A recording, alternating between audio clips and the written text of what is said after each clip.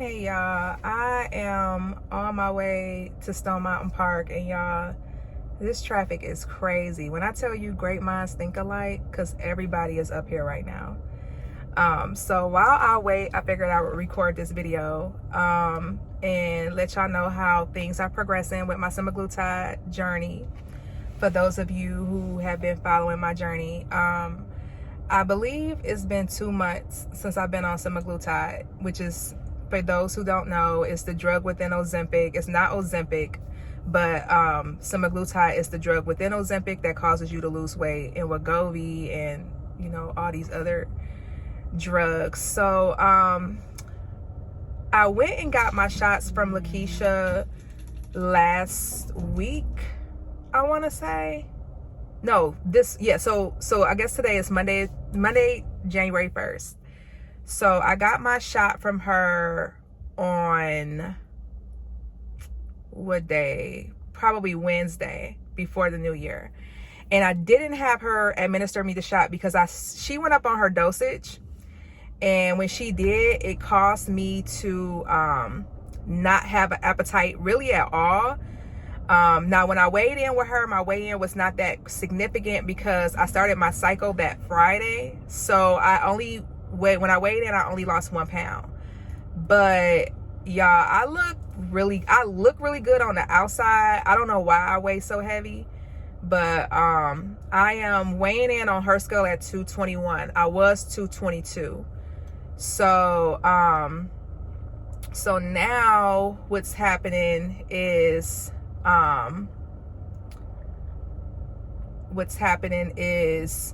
because my appetite is dropped so much, I have decided that I'm going to slow down on taking the weekly semaglutide shots. So I bought 2 from her. I'm going to take 1 on Tuesday, tomorrow. And then I think I'm going to take them like every other week. So that's going to cut down on costs. But yeah, with me not really having much of an appetite at all, I don't want to just keep like taking this stuff every single week. I'm just trying to do this to lose weight. I'm not really trying to do this to be super skinny or anything. I still want to get down to 185, but I still want to get down to 185, but I still want to, you know, be healthy or whatever.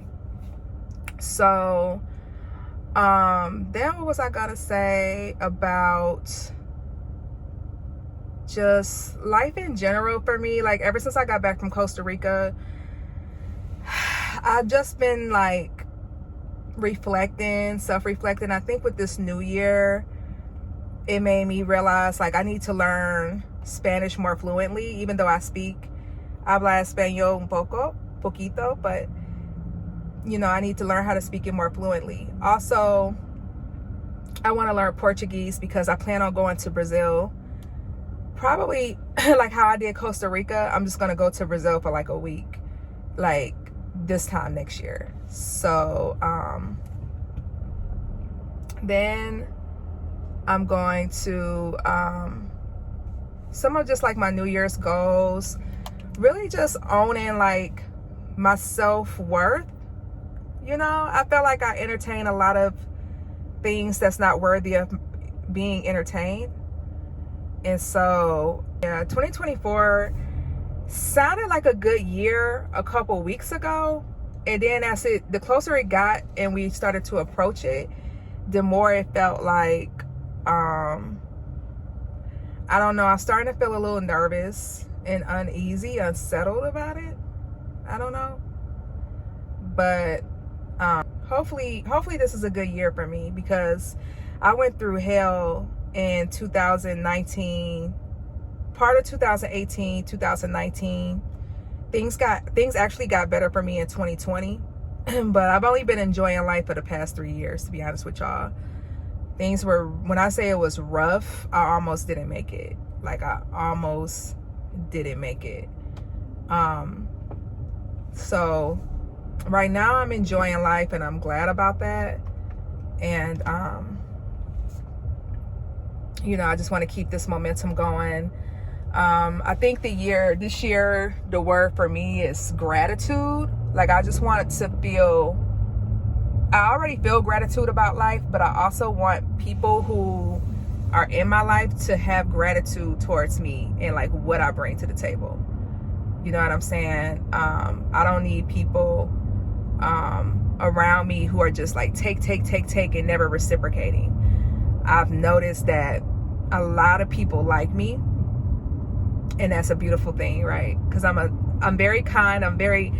The word for me this year is consideration. I'm very considerate, right? I'm very considerate of others. I'm very loving, kind, supportive, all these great attributes that I have, but I'm also looking for my karma, because with that should come good karma, right? And I haven't really been experiencing a whole lot of that. But like the other day, I was sitting at the bar, and this couple came to the bar, but the seats were like, it was a lot of people at the bar and they couldn't sit together. So I gave up my seat so that they could sit together. And the person in exchange for that paid for my bill. I thought that was really dope. I've had that happen to me before, but it was nice to feel like, you know, I didn't need him to do that. And it was very nice of him to do that. I was very appreciative. And so I guess where I'm going with this is like, just people who appreciate the nice things that I do and don't feel entitled to it or feel like I didn't act. You know, you ever did something nice for somebody and they was like, I didn't ask you to do that. It's like, I think it's dope, right? That you didn't even ask me to do something nice for you and I just took the initiative and did it on my own. And I want somebody who's not just like a lot of people say thank you, and I feel like thank you sometimes it falls on deaf ears because it's like, thank you is what you say just to be polite, but when you reciprocate, it demonstrates your gratitude. You know what I mean? Like, a lot of people say thank you and just keep taking, and maybe even keep asking, you know? I don't know. I've been going through some things a lot where I'm just like noticing stuff. And I'm like, okay, yeah, let me start being around people who are more like me. It's not even about reciprocating so much as it is initiating. Like people who initiate kind gestures. No one asked me to give up my seat. I chose to do it because I'm a nice person. And I don't want somebody, and I didn't ask him or expect him even. I didn't even expect him to do anything nice in exchange for that. He chose to do something nice for me. And I love that. That's what I'm talking about. Kind human beings who are super, super appreciative and have a lot of gratitude. So that's the energy that I'm on for 2024. I'm just surrounding myself with more people like that. You know, like I appreciate people who like me and support me, and, you know, but not because of what I do for them, but because I'm just a vibe. You know, that's who I'm looking for. That's what my tribe would be. When I tell you Stone Mountain Park is packed up in here, please look up. This is a Benz. Please don't hit my car. These people in Atlanta cannot drive. And y'all, this is my spot. Like, Stone Mountain Park is my place. And to see like so many people are here is irritating, because it's like, who told y'all to come? And first of all, they took my parking spot. I have a parking spot here. It says Drea on there. I wrote it in chalk. I can't believe somebody took my parking spot. But